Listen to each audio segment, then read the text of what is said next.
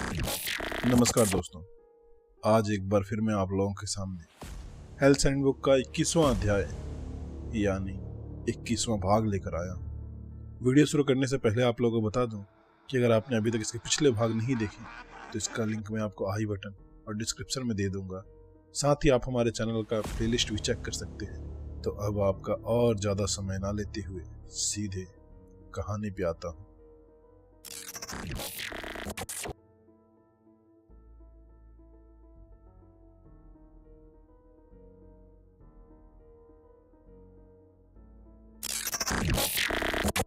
अगली सुबह सबसे पहले सोजिन तांगनिंग के दफ्तर पहुंचा। जब वह अंदर आया तो वह ढेर सारे दस्तावेजों को देखने में व्यस्त थी, इसलिए उसने उसे बैठने और कुछ देर तक इंतजार करने के लिए कहा। जब तक उसने काम पूरा किया तब तक 1 घंटा बीत चुका था। जब वह कड़ी मेहनत कर रही थी, सोजिन ने बस समय बिताया और उसने देखा कि वह एक स्तब्ध अवस्था में चला गया था। समय समय पर वह खुद को देखकर मुस्कुरा रहा था। यह पहली बार था जब उसने किसी को अपने कार्यालय में बैठकर इतने खुलेआम दिन में सपने देखते हुए देखा था। उसने कभी नहीं सोचा था कि सुजन एक बेपरवाह किस्म का व्यक्ति होगा। इसके लिए मुझे माफ करें, मुझे बहुत सारा काम करना है।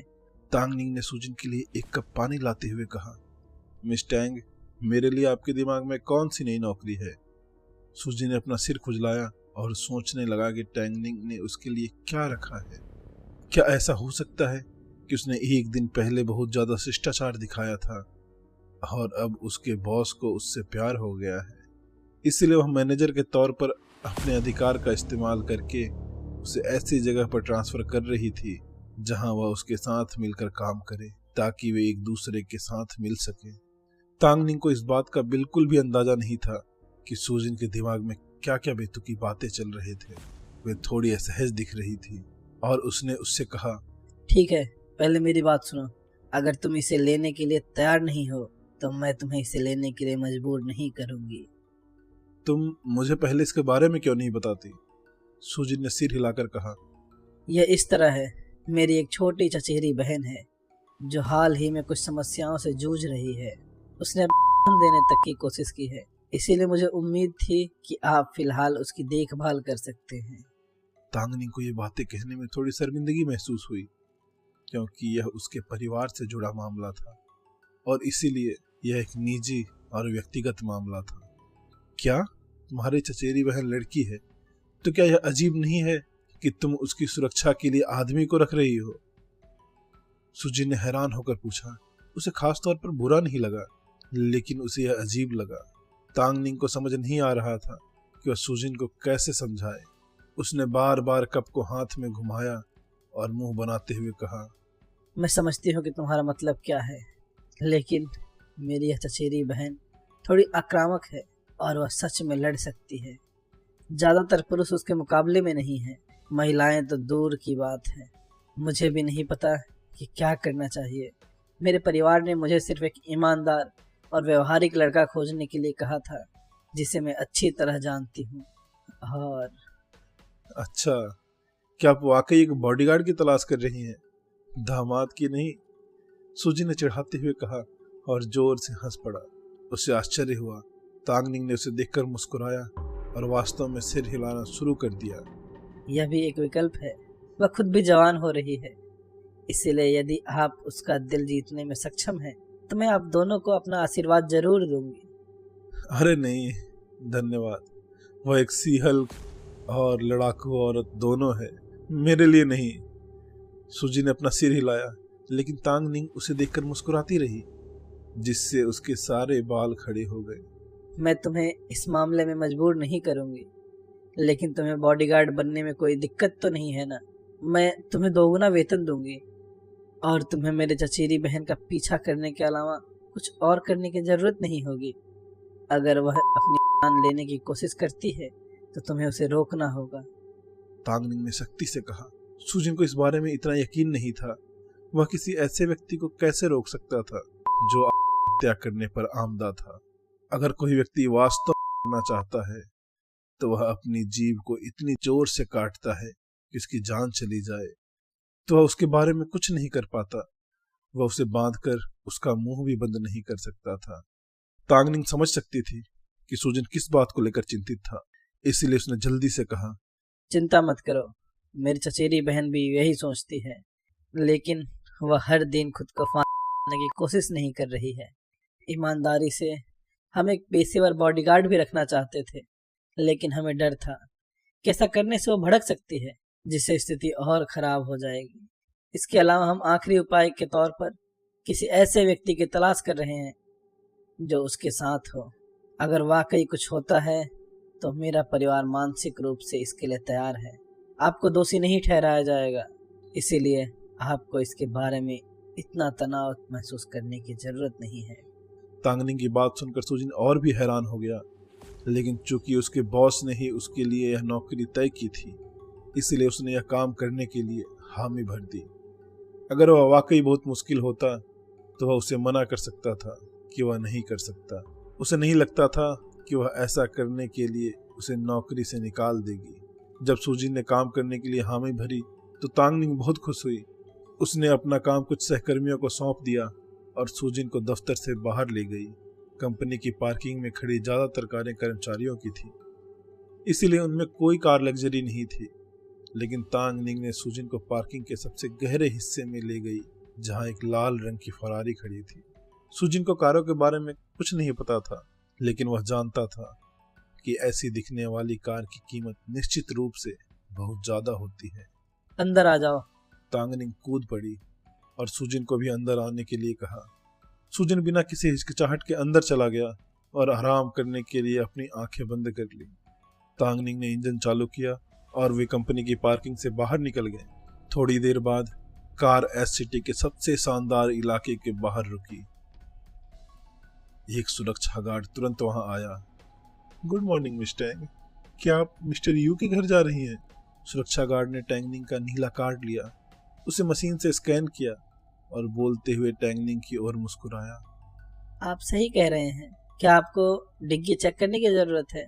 तांगनिंग ने अपनी कार के बूट की ओर इशारा करते हुए कहा। अरे कोई जरूरत नहीं, मुझे पता है कि मैं आप पर भरोसा कर सकता हूँ, कृपया आगे जाएं। सुरक्षा गार्ड ने अपना सिर हिलाया और उसके लिए गेट खोल दिया।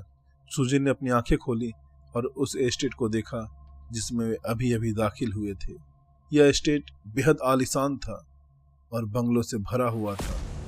आसपास का माहौल खुशनुमा था और सड़कों पर तांगनिंग जैसी लग्जरी कारें चलती देखी जा सकती थी। सुजिन ने पूछा, हम कहाँ जा रहे हैं? तांगनिंग ने सिर हिलाया। हाँ, वह मेरी माँ की तरफ से मेरे चाचा हैं। अच्छा, तो यह अफवाहें सच हैं? हाँ, वे सच हैं। आप जानती हैं मैं क्या सोच रहा हूँ? बेशक मुझे पता है। क्या आपको लगता है कि मैं नहीं जानती कि आप लोग हमेशा क्या बातें करते हैं? बात बस इतनी है कि इसमें कोई झूठ नहीं है, इसलिए मैं अपना बचाव नहीं कर सकती और यह नहीं कह सकती कि आप लोगों ने जो कहा वह सच नहीं है। मैं इतने समय से इतनी मेहनत कर रही हूँ क्योंकि मैं यह साबित करना चाहती हूँ कि मैं यहाँ सिर्फ इसलिए नहीं पहुँची क्योंकि मेरे चाचा कंपनी के मालिक हैं। मैं अपने आप में सक्षम हूँ। तांगनिंग ने एक उग्र स्वतंत्र आवाज में कहा। सुजिन ने सिर हिलाया। तांगनिंग वाकई काबिल थी और हर कोई यह देख सकता था, लेकिन उसके सोचने का तरीका अभी भी थोड़ा भोला था। जो लोग उसकी पीठ के पीछे उसकी बुराई करते थे, उन्हें इस बात की परवाह नहीं थी कि वह काबिल है या नहीं। जब तक उसके चाचा कंपनी के सीईओ थे, तब तक उसकी काबिलियत महत्वहीन थी और गपशप कभी बंद नहीं होगी। लेकिन सुजिन तांगनिंग को यह सब नहीं बताने वाला था। बातचीत के दौरान तांगनिंग ने कार को एक बंगले में ले जाकर दरवाजे के बाहर पार्क कर दिया। जब वे कार से बाहर निकले तो तांगनिंग ने एक नौकर को कार निर्धारित पार्किंग में पार्क करने में मदद करने के लिए बुलाया। मेरे साथ आओ, तांगनिंग ने सुजिन से कहा और धीरे से उनके सामने वाले बंगले में चली गई। यह बंगला बहुत बड़ा था और सुजिन ने हाल ही में जो बंगला किराए पर लिया था वह इसके मुकाबले कुछ भी नहीं था।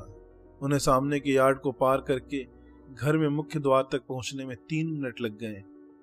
शहर के इस विशेष हिस्से में इस तरह का बंगला वास्तव में महंगा होगा, है ना? सुजिन ने कहा जब वे साथ चल रहे थे। तांगनिंग ने हंसते हुए कहा बेशक महंगा है, लेकिन यह सिर्फ पैसे का मामला नहीं है। अगर आपको इस इलाके में जगह चाहिए तो आपको कुछ बनना होगा। तभी अच्छे कपड़े पहने एक बुढ़ा आदमी उनके पास आया और सुजिन ने सोचा कि यह कंपनी का सीईओ है, लेकिन उस आदमी ने तांगनिंग की ओर झुककर थोड़ा अभिवादन किया। Good morning miss Tang, master को पता है तुम आ गई हो और वह मैडम के साथ अंदर तुम्हारा इंतजार कर रहे हैं। यह आदमी 50 साल का लग रहा था। उसके बालों का एक भी रेशा जगह से बाहर नहीं था और उसका सूट निश्चित रूप से महंगा था। अगर वह सड़कों पर घूमता तो कोई भी नहीं सोच सकता था कि यह व्यक्ति सिर्फ एक नौकर है। धन्यवाद अंकल लियो। तांगनिंग उस आदमी के प्रति बहुत विनम्र लग रही थी, इसीलिए स्पष्ट था कि यह अंकल लियो इस घर का एक साधारण नौकर नहीं था। जब वे घर में आगे बढ़े तो उन्होंने देखा कि एक अधेड़ उम्र का आदमी और एक अधेड़ उम्र की महिला सोफे पर बैठे हैं। जब उन्होंने तांगनिंग को अंदर आते देखा तो उनके चेहरे तुरंत चमक उठे। तांगनिंग, तुम यहाँ? तुम कैसी हो? मुझे देखने दो कि तुम्हारा वजन कम हुआ है या नहीं। मध्यम आयु वर्ग की महिला ने तांगनिंग का गर्मजोशी से स्वागत किया। तांगनिंग उसके पास जाकर गले लग गई, फिर उसकी बाहें पकड़कर उत्सुकता से पूछा, तो फैसला क्या है? क्या मेरा वजन कम हुआ है? मुझे भी ऐसा ही लगता है। अच्छा, फाइनली मैंने अपना वजन कम कर ही लिया। तुम पहले ही इतनी दुबली पतली हो और तुम और वजन कम करना चाहती हो, यह बहुत बुरा है। बुजुर्ग महिला ने तांगनिंग की ओर मुंह बनाते हुए कहा। तांगनिंग ने बिना कुछ कहे बस अपना जीभ बाहर निकाला और मुस्कुरा दी। क्या तुम्हें नहीं पता कि आजकल की लड़कियां अपने वजन को लेकर कितनी ज्यादा जुनूनी हैं? अगर तुम यह कहने की हिम्मत करोगे कि उनका वजन बढ़ गया है तो वे तुमसे झगड़ पड़ेंगी। बुजुर्ग आदमी ने हंसते हुए कहा। उसने सुजिन की तरफ देखा और सुजिन का अभिवादन करने के लिए मुस्कुराहट के साथ थोड़ा सिर हिलाया। तांगनिंग ने यह देखा और जल्दी से अपने चाचा और चाची को सुजिन से मिलवाया। अरे हाँ, यह सुजिन है, हमारी कंपनी में काम करता है और मैं उसे आप दोनों से मिलवाने के लिए यहाँ लाई हूँ। सुजिन, यह मेरे चाचा येसाओसी स्टेलर स्काइज के सीईओ और मेरी चाची सनटोंग हैं। नमस्ते सर सीईओ। नमस्ते मैडम सीईओ। सुजिन ने जल्दी से उन दोनों की ओर सिर हिलाया और विनम्रता से उनका अभिवादन किया। आप कंपनी में काम करते हैं? मैं बहुत दिनों से ऑफिस नहीं गया हूँ। लगता है मुझे इन दिनों में से किसी एक दिन वहाँ जाना चाहिए, नहीं तो मुझे पता ही नहीं चलेगा कि हमें कुछ नए और खूबसूरत युवा लड़के मिल गए हैं। येसाओसी हमेशा मुस्कुराते रहते थे और बहुत सहज लग रहे थे। तांगनिंग ने कहा, चाचा, जियोन के बारे में क्या वह अब भी वैसी ही है? यह सियायोन स्पष्ट रूप से तांगनिंग की चचेरी बहन को संदर्भित कर रहा था। जिस क्षण तांगनिंग ने उसका उल्लेख किया, सभी के चेहरे पर मुस्कान फीकी पड़ गई और उनके चेहरे पर गंभीर भाव आ गए। तांगनिंग की ओर सर हिलाते हुए सनटोंग की आंखें लाल हो गईं। आप हम में से एक हैं, इसलिए हम आपसे कुछ नहीं छिपाएंगे। सियायोसी हाल ही में बहुत अजीब व्यवहार कर रही है और मुझे सच में डर है कि हमारे पास एक मेहमान है। येसाओसी ने अपनी पत्नी की तरफ भौं सिकोड़ते हुए याद दिलाया, लेकिन साथ ही वह भी इस बात से परेशान था कि क्या किया जाए। जियायोन की स्थिति बहुत खराब है और वह इसके बारे में जानती है। चूंकि तुम यहाँ हो तो तुम ऊपर जाकर उससे बात क्यों नहीं करते? वह तुम्हारी बात पर बहुत अच्छी प्रतिक्रिया देती है। तांगनिंग ने सिर हिलाया, फिर कहा, चाचा, क्या आपने नहीं कहा था कि आप जियोन की देखभाल के लिए उसकी उम्र के आसपास के किसी को ढूंढना चाहते हैं? मुझे लगता है कि सुजिन बहुत उपयुक्त है। वह लड़ने में अच्छा है और वह एक ईमानदार और भरोसेमंद व्यक्ति है। कंपनी के लोग इस बात की पुष्टि कर सकते हैं। क्या ऐसा है? आप मार्शल आर्ट में प्रशिक्षित हैं? तांगनिंग की बात सुनने के बाद येसाओसी ने उत्सुकता से सुजिन से पूछा। मैंने बचपन में अपने चाचा से एक दो बातें सीखी थी, लेकिन बेशक सुजिन को पहले कभी मार्शल आर्ट की ट्रेनिंग नहीं मिली थी। उसकी सजगता, ताकत और गति में जबरदस्त वृद्धि हुई थी, सिर्फ इसीलिए क्योंकि उसने वह अमृत पी लिया था। अगर उसे मार्शल आर्ट में प्रशिक्षित किसी व्यक्ति से लड़ना पड़ा तो वह शायद खुद को घायल कर लेगा। ओह, वह मिलनसार दिखता है और ईमानदार और विश्वसनीय भी है। बुरा नहीं है। तुम्हें क्या बताऊं, तुम तांगनिंग के साथ ऊपर क्यों नहीं जाते और पहले मेरी बेटी से बात करते हो? मैं बस इतना कहूंगा कि तुम मेरे दूर के रिश्तेदार हो, इसीलिए पहले उससे दोस्ती करने पर ध्यान दो। बाकी बातें हम बाद में करेंगे। येसाओसी आखिरकार एक बड़ी कंपनी के सीईओ थे, इसीलिए उन्होंने तुरंत सूजिन को काम सौंपना शुरू कर दिया। सूजिन को योसाओसी की आवाज से कोई फर्क नहीं पड़ा। उसने सिर हिलाया और तांगनिंग उसे ऊपर ले गई। ऊपर जाने के बाद सुटोंग ने चिंतित होकर अपने पति से कहा, क्या तुम्हें लगता है कि वह काम करेगा? क्या होगा अगर वह कुछ गलत करने वाला हो? तुम्हें किस बात का डर है? तुम्हें पता है कि हमारी बेटी क्या करने में सक्षम है।